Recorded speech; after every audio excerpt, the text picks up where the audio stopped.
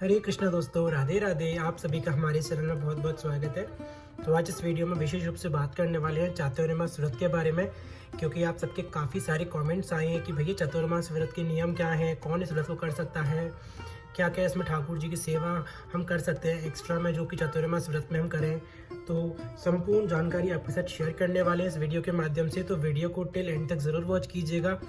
पूरी कोशिश रहेगी कि आपको वीडियो पसंद आए और आपके लिए कुछ ना कुछ ज़रूर हेल्पफुल होगा इस वीडियो से। तो वीडियो को लाइक शेयर कमेंट सब्सक्राइब ज़रूर कर दीजिएगा। इंस्टाग्राम पर फॉलो नहीं किया तो वहाँ कर लीजिएगा। चलिए फटाफट से वीडियो को शुरू करते हैं। तो देखिए, चातुर्मास का जो व्रत होता है वो शुरू होता है जब भगवान विष्णु शयन करते हैं।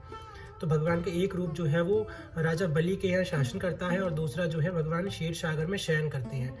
तो भगवान जब विष्णु शयन करने जाते हैं देवशयनी एकादशी के दिन और भगवान जागते हैं हरि प्रबोधिनी एकादशी के दिन। तो इस बीच की अवधि को जो है चातुर्मास व्रत बोलते हैं। तो भगवान विष्णु अत्यंत प्रसन्न होते हैं जो भी साधक भगवान के लिए प्रसन्नता के लिए चातुर्मास का व्रत करता है। चातुर्मास में 4 महीने होते हैं जो कि श्रावण, भादौ, अश्विन और कार्तिक 4 महीने होते हैं। पर इस बार हमें एक सुनहरा अवसर प्राप्त हुआ है जिसमें कि पुरुषोत्तम मास है। पुरुषोत्तम मास वो भी श्रावण का महीना।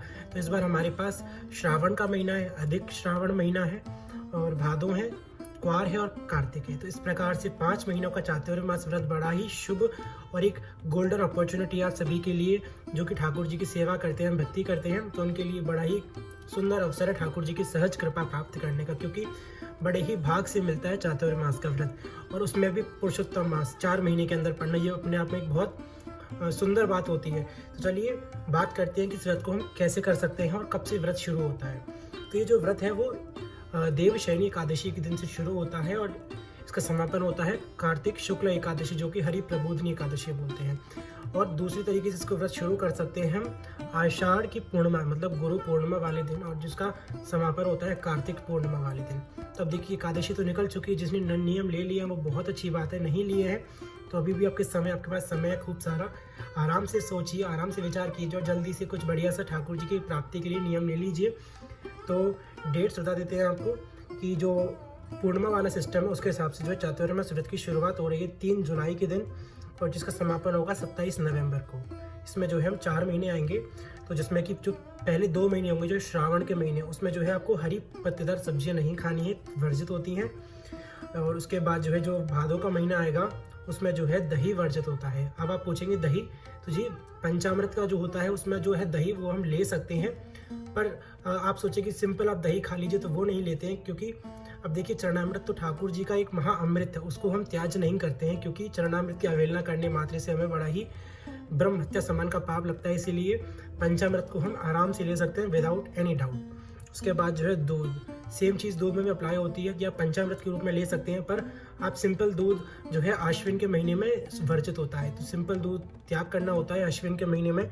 उसके बाद लास्ट जो कार्तिक का महीना होता है महाफलकारी, उसमें जो है दालें वर्जित होती हैं, जितनी भी तरह की दालें होती हैं वो सब वर्जित होती हैं। और चातुर्मास व्रत में जो है प्याज, लहसुन, मसूर की दाल, बैगन, परवल, तरबूज आदि चीज़ें त्याज्य होती हैं। ठाकुर जी को उनका भोग कभी भी नहीं लगता है। सिर्फ एक बैगन का भोग जो है ठाकुर जी को अन्य कोई पूजा वाले दिन लगता है, बाकी इन सब चीज़ें त्याज्य होती हैं। चातुर्मास में बिल्कुल भी नहीं खाना चाहिए। जो भी लोग नियम सेवा आदि कर रहे हैं चातुर्मास में उन लोगों को बिल्कुल भी नहीं खाना चाहिए। और पलाश के पत्ते पर भोजन करने का बहुत महत्व होता है चातुर्मास व्रत में, तो ये भी नियम ले सकते हैं कि पलाश के पत्ते पर 4 महीने भोजन करना और सूरज डूबने से पहले एक समय जो है शुद्ध सात्विक भोजन ठाकुर जी को अर्पित करके फिर प्रसाद पाइए। इस प्रकार चातुर्मास व्रत में भोजन के नियम होते हैं। चातुर्मास का जो व्रत होता है उसको कोई भी कर सकता है, आदमी, औरत, बच्चा, बूढ़ा, जवान, विधवा, सधवा, कोई भी इस व्रत को कर सकता है। इसमें कोई रिस्ट्रिक्शन नहीं है। हर किसी को इस व्रत करने के लिए बिल्कुल छूट होती है और हर किसी को ज़रूर इसमें कुछ ना कुछ पालन अवश्य करना चाहिए। तो इसमें कोई भी डाउट मत रखिएगा मन में कि इसको कौन कर सकता है कौन नहीं कर सकता है। भगवान की भक्ति हर कोई कर सकता है, किसी के लिए कोई रिस्ट्रिक्शन नहीं है बिल्कुल भी। तो इस बात को अपने मन से बिल्कुल निकाल दीजिएगा और निश्चिंत होकर ठाकुर जी की सेवा चातुर्मास व्रत में करिएगा। और जो भी व्यक्ति चातुर्मास में भूमि पर शयन करता है वो भगवान को अतिशय प्रिय होता है, क्योंकि इस समय भगवान विष्णु सोए रहते हैं। और जो व्यक्ति चातुर्मास व्रत में जो है ब्रह्मचर्य का पालन करता है वह परम गति को प्राप्त होता है। तो ब्रह्मचर्य का पालन जरूर करिए इसमें चातुर्मास व्रत में। और सावन में साग, भादों में दही, क्वार में दूध और कार्तिक में दालों का त्याग करना, ये हम आपको पहले ही बता ही चुके हैं। तो इस प्रकार से आप जो है पूरे चातुर्मास में भगवान की सहज कृपा प्राप्त करने के लिए इस प्रकार से व्रत करिए।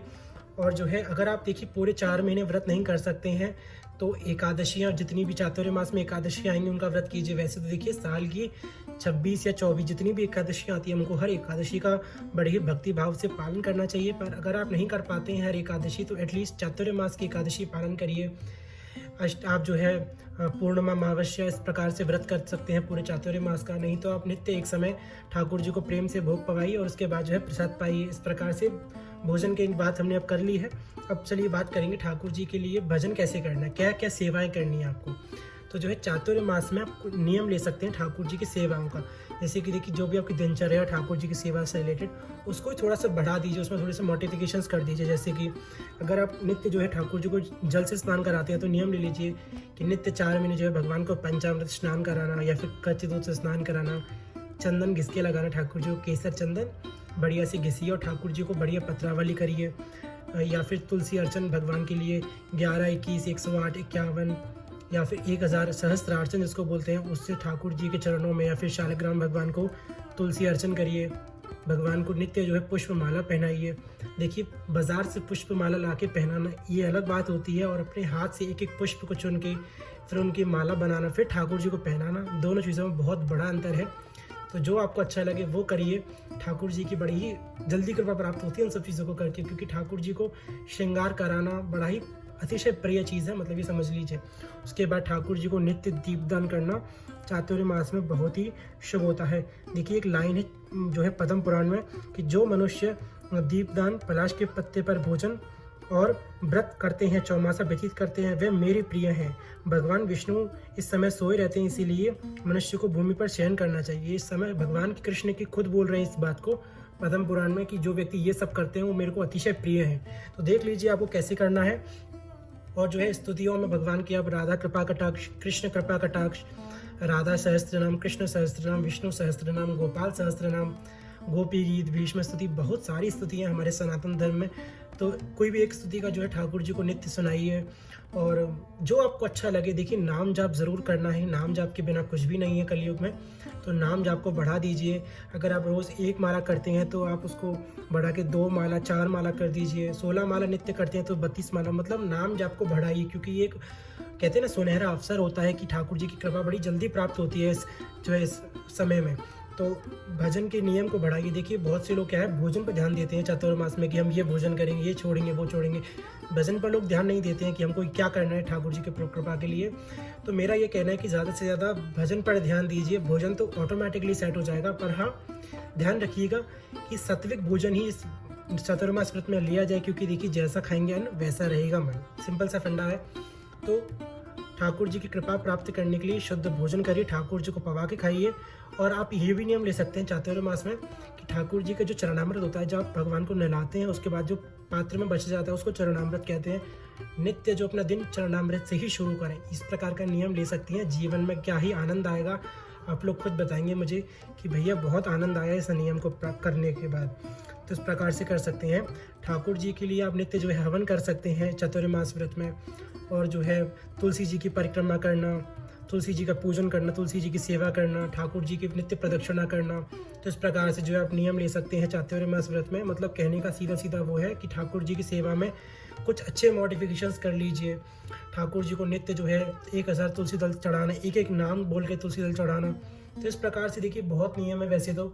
और अध्ययन में जो है गीता जी का 15वां अध्याय का पाठ करना नित्य, या फिर नित्य 1 अध्याय का पाठ करना। क्योंकि अब जो है सेकंड जो महीना आएगा वो हो गया अधिक श्रावण का महीना आएगा, तो उसमें जो है उसका एक नाम पुरुषोत्तम मास भी है।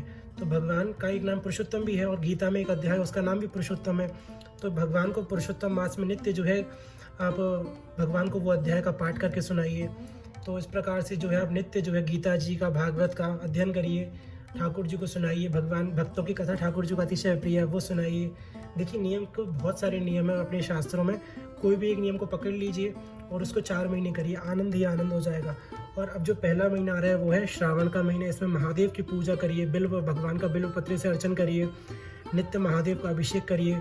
मंदिर जा सकते तो मंदिर जाके करिए, नहीं तो जो है घर पर करिए। और आप ब्रह्म मुहूर्त में उठ सकते हैं। वैसे जो है ब्रह्म मुहूर्त में उठना काफ़ी फलकारी होता है, वैसे हमें नित्य ब्रह्म मुहूर्त में उठना चाहिए। पर अगर नहीं उठ सकते हैं तो चातुर्य मास में नियम ले लीजिए कि हमको ब्रह्म मुहूर्त में उठ के ठाकुर जी की सेवा करनी है। तो इस प्रकार से नियम ले सकते हैं, बहुत सारे नियम हैं। तो जो भी व्यक्ति इन सब चीज़ों को करता है वो ठाकुर जी की बड़ी ही सहज कृपा को प्राप्त करता है। तो बस ज़्यादा जितना बोले इस टॉपिक पर उतना ही कम है।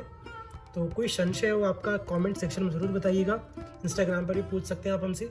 तो बस कैसी लगी आपको आज की वीडियो ज़रूर कमेंट सेक्शन में बताइएगा। फिर मिलेंगे किसी नई वीडियो से, तब तक के लिए हरे कृष्णा, राधे राधे। ठाकुर जी का श्रृंगार कैसा लगा ज़रूर कमेंट सेक्शन में बताइएगा।